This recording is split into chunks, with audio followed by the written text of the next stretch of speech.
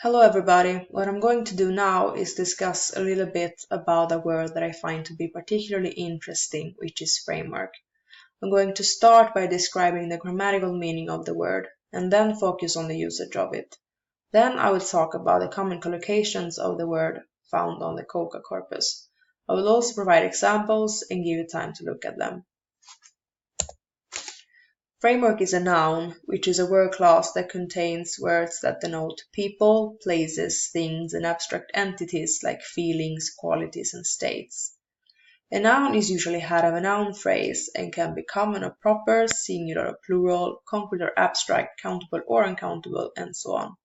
It can also be preceded by a definite or an indefinite article. In the Cambridge English Dictionary, one of the two definitions given of this word is a supporting structure around or over which something can be built.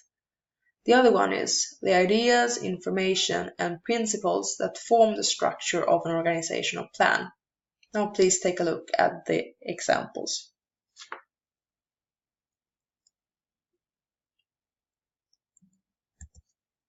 By analyzing the sample of 20 concordance lines that I found on the COCA corpus, I have stated that this word can be used in a great range of contexts, depending on which meaning we choose to give it.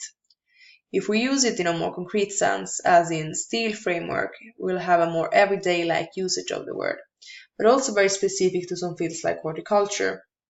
If we use the word in its more abstract sense, it is often associated with more formal academic or journalistic fields.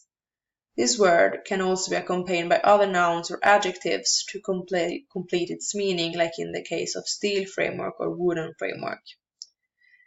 I have also noticed that the more abstract meaning of framework seems to be more common, while the use of framework in a more concrete sense is not as common.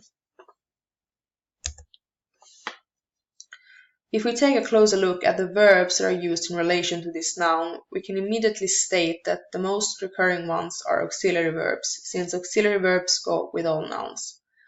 The first verb that appears in the list of collocations that is not an auxiliary verb is provides, followed by verbs like provided, developed, designed, and established. Other common verbs are establish, allows, adopt, propose. Some of the verbs are used in their passive form, while others are used in their active form. Depending on which form and tense of the verb is used, the verb can occur before or after the noun. Verbs like provided and established can, for instance, be a past tense or a verb used in its passive form. This means that the same verb can be used in two different positions. Now please take a look at the examples.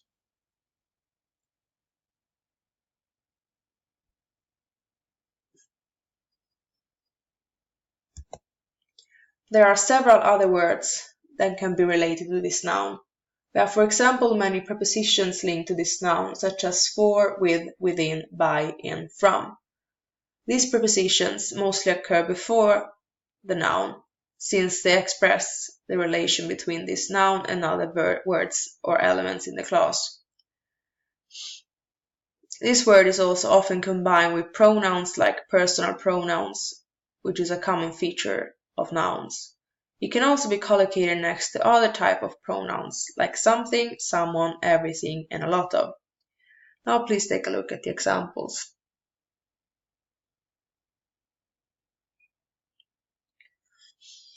Thereby, I thank you all for the attention and hope that you have learned something new during this presentation. Thank you very much and have a nice day.